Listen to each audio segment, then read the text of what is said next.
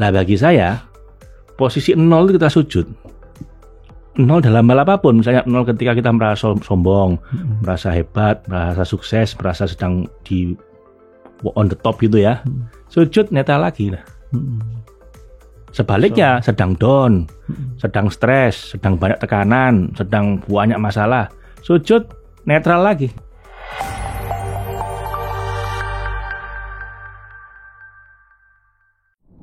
Sebenarnya ada banyak tekniknya Mas Sony. Yes.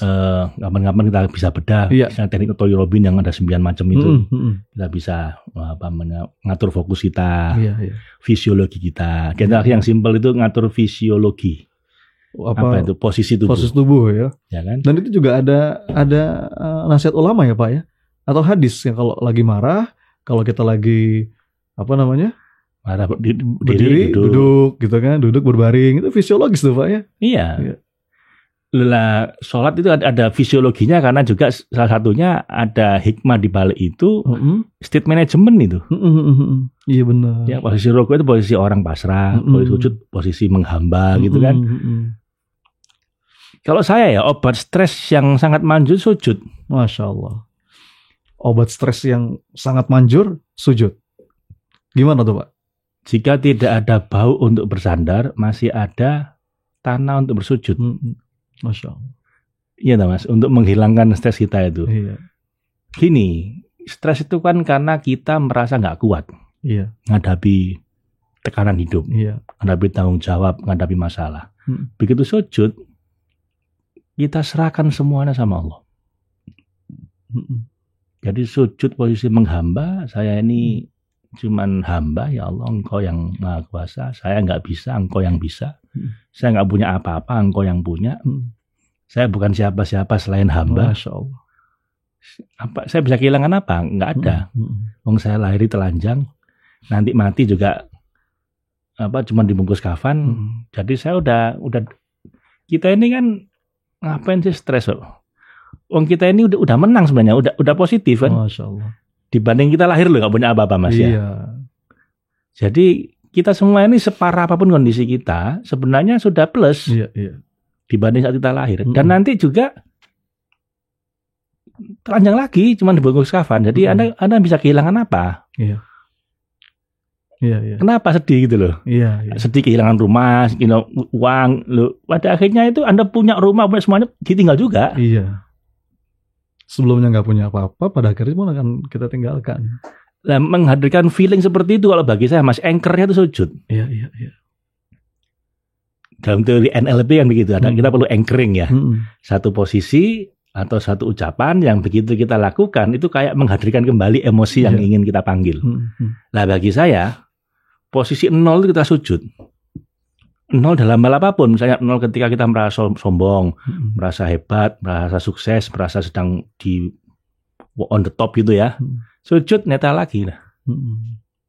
Sebaliknya sedang down, sedang stres, sedang banyak tekanan, sedang banyak masalah, sujud netral lagi.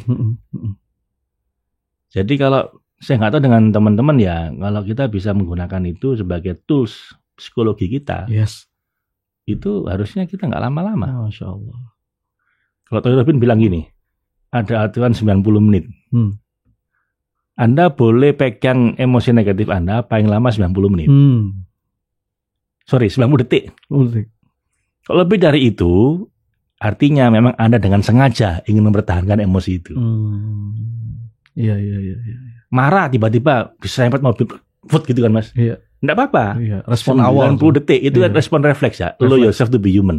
Tapi kalau sampai lebih dari itu, artinya Anda dengan sengaja sedang mengamplifikasi emosi itu untuk Anda. Anda nikmati dalam tanda petik. Bisa secepat itu harusnya. Makanya Nabi itu sedang senang sholat. Stres sholat. Sedang semangat sholat. Dapat rezeki sholat. Semua sholat. Ya itu kalau kita pakai analisa psikologi ya. Itu bagian dari emotional state management beliau untuk membuat aturan 90 detik tadi itu. Enggak lebih dari 90 detik kita menghamba lagi selesai. Iya. Berarti memang luar biasa ya Pak ya. Sujud ya, sholat, gerakan tubuh itu berpengaruh pada emosi kita. sangat berpengaruh. Nah gitu kita nggak perlu sholat, zikir aja terus. Kan bedanya itu, sholat itu kan ada fisiologinya. Iya. Karena itu juga berpengaruh Mas pada kondisi emosi kita. Kalau sampai nggak berpengaruh, ya berarti sholatnya keliru. Oke. Ya Mas, innas sholata tanha 'anil fahsya'i wal munkar. Itu real harusnya. Kalau sampai nggak mencegah kita untuk fahsya dan mungkar, ya berarti memang sholatnya selama ini keliru, ritual saja. Tapi dari 7 dimensi ini Pak, ini menarik ya. Setidaknya yang saya lihat lah, banyak orang gagalnya tuh di sini Pak ya. Iya, orang punya goals nggak tercapai. Karena ininya. Orang jatuh cinta menikah tapi kemudian berantakan. Oke. Orang punya target tapi kemudian dilupakan. Iya. Orang beda antara cita-cita dia dengan yang dia jalani, ada discrepancy, ada antara ideal self dengan real self itu beda jauh. Semua karena masalah emosi ini. Iya. Bukan karena dia nggak tahu apa yang benar. Secara teori dia tahu apa yang perlu dia lakukan, apa yang benar, apa yang nggak benar, tapi nggak dilakukan. Kenapa ya? Masalah emosi. Iya. Kalau dia nggak tahu, itu masalah ilmu. Yes. Intelektual. Kalau dia nggak bisa memaknai, masalah spiritual. Tapi ini dia ngerti kok mana yang baik, mana yang benar. Punya ilmunya, intelektual oke. Dia juga ngerti hidup saya ini mau kemana. Apa yang baik, apa yang nggak baik, apa yang menjadi cita-cita saya, berarti meaningful. Cuman nggak dijalani. Kalaupun dijalani, ya kadang iya, kadang enggak. Orang pengen diet tapi nggak berhasil, Mas. Orang pengen hafal Quran tapi tengah-tengah putus. Ini hampir semuanya di sini, Mas, kunciannya, Mas. Iya. Makanya kalau kita beres di sini, insya Allah. Iya, Masya Allah. Ya, termasuk tadi ya kedisiplinan, konsistensi, keistiqomahan. Itu seringkali bab masalah ini, Pak. Ya. Bisa mengalahkan diri sendiri. Oke. Menaklukkan diri sendiri. Private victory tadi itu. Private victory. Dalam bahasa Nabi itu perang terbesar. Ya kan, perang untuk mengendalikan hawa nafsu kita sendiri. Jihadun nafs. Jihadun nafs. Itu masalah dari murid sampai guru, Mas. Dari orang awam sampai ulama. Iya. Iya, Mas. Dan itu PR seumur hidup. Makanya ini nggak bisa selesai dengan satu sesi. Ini kita bahas terus. Iya, Pak. Makanya saya merencanakan kayak acara kita ini kan kita lakukan terus, ganti-ganti bahas dimensi-dimensi ini. Ya karena ini lifelong learning. Lifelong learning. And lifelong struggle gitu kan. Perjuangan seumur hidup, Mas. Begitu. Jadi kalau untuk emosi, paling tidak satu itu dulu. Ada banyak teknik nanti kita bahas di ke depan hari. Siap. Tapi yang pertama ini, just be latihan untuk self-integrity.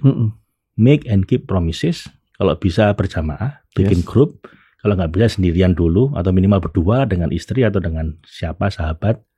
Untuk bikin janji, penuhi, bikin janji, penuhi. Yang kecil-kecil dulu. Kalau udah semakin gede tabungan integritinya, janjinya dipersusah. Kalau di sini agak gagal, diperingan. Gitu aja terus. Iya. Sampai kita bisa benar-benar bisa mengendalikan diri kita. Conquer ourselves. Mulai dari hal yang kecil untuk menjadi seorang peaceful fighter gitu, Pak ya. Yes, makanya itu kenapa saya tuh suka tantangan, Mas. Oke. Saya tuh dulu nggak bisa renang. Terus lari juga nggak bisa lebih dari 1 menit. Oke. Tapi saya menantang diri saya ikut triathlon. Itu dari nggak bisa renang sampai bisa renang di laut. Kemudian sepedahan 40 km, lari 10 km. Yang Olympic distance itu. Ya finish walaupun paling terakhir di sweeping saya. Tapi itu usaha saya untuk menaklukkan diri sendiri. Melawan nafsu yang bikin males-malesan gitu kan. Yang bikin istirahat lama-lama gitu. Nah sekarang itu udah selesai, saya mau maraton ini. Kemarin terakhir saya maraton belum sanggup, masih bisa separuh. Half marathon. Daftarnya full, tapi karena jarang latihan, akhirnya mampunya cuma half marathon di Singapura itu. Nah ini saya bikin resolusi lagi, saya mau bisa full marathon. Di Australia besok, Pak ya? Di Australia kalau bisa ya, di bulan Juli insya Allah di Gold Coast ya. Atau trail marathon, atau trail yang di gunung itu ya. Itu bukan hanya untuk masalah kesehatan bagi saya, tapi untuk private victory. Yes. Untuk mendidik nafsu saya sendiri, diri saya sendiri, untuk mengikuti suara hati nurani. Iya. Saat kita punya target jadi terpacu gitu, Pak ya, kita untuk bergerak. Nah itu silakan diukur masing-masing, karena nggak harus ikut maraton. Yang penting buat janji penuhi, dan semakin lama semakin dipersulit levelnya, lebih menantang lah. Iya, kayak main game itu naik terus levelnya ya. Kalau kalah ya rasakan bahwa Anda sedang kalah. Oh begini rasanya, nggak nyaman, jadi merasa bersalah, merasa kurang self esteemnya turun, integritasnya turun. Ya sudah, bikin janji lagi, diperingan janjinya, atau tekadnya diperkuat. Iya. Gunakan atomic habit juga bisa. Ada banyak tekniknya, tapi intinya menguasai di emotional state mastery. Anda harus bisa mastery dengan emosi Anda. Self integrity tadi, make and keep promises. Yes. Siap. Terima kasih Pak Faiz. Insya Allah kita akan kupas latihan-latihan lain dan bahasan-bahasan lain tentang dimensi emosi. Dan kita akan lanjut nanti ke video selanjutnya, bahas dimensi yang lain.